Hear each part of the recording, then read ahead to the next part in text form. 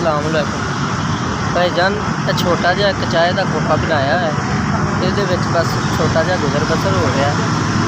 बस इस तरह कभी गैस खत्म, कभी पत्ती खत्म, कभी चीनी खत्म हो जाती है। माड़ा पैंदा वा पत्ती चीनी गैस जिस तरह तुम ये लै दो तो तेरी मेहरबानी होएगी। छोटे छोटे बच्चे ने, चलो इहदा ही बात नहीं है। गुजर बसर बस नॉर्मल जिहा कर रहा वा, एक छोटा जिहा खोखा ला के। अगर इहदे एक माड़े बंदे तुसीं हेल्प कर दो तो तेरी बड़ी मेहरबानी होएगी। चलो मैं शुक्रगुजार हाँ, तुहाडा मशहूर होवांगा।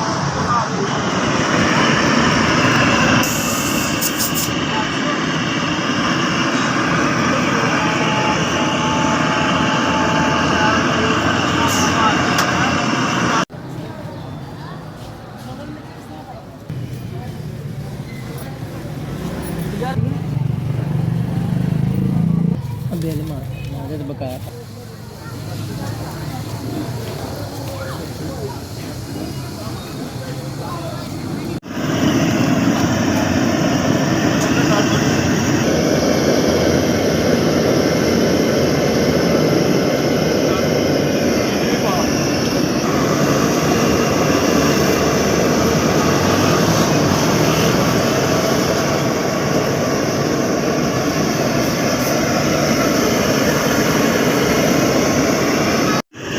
अस्सलाम वालेकुम भाईजान, मैं तुहाडा बड़ा शुक्रगुजार हाँ।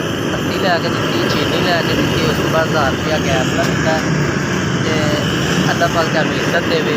मैं तुहाडा बहुत SVS का मैं बड़ा शुक्रगुजार हाँ। अल्लाह ताला तुहानू तरक्की देवे, कामयाबी देवे, अल्लाह ताला होर ज़्यादा देवे। तुसीं इस तरह गरीबां दी मदद कर।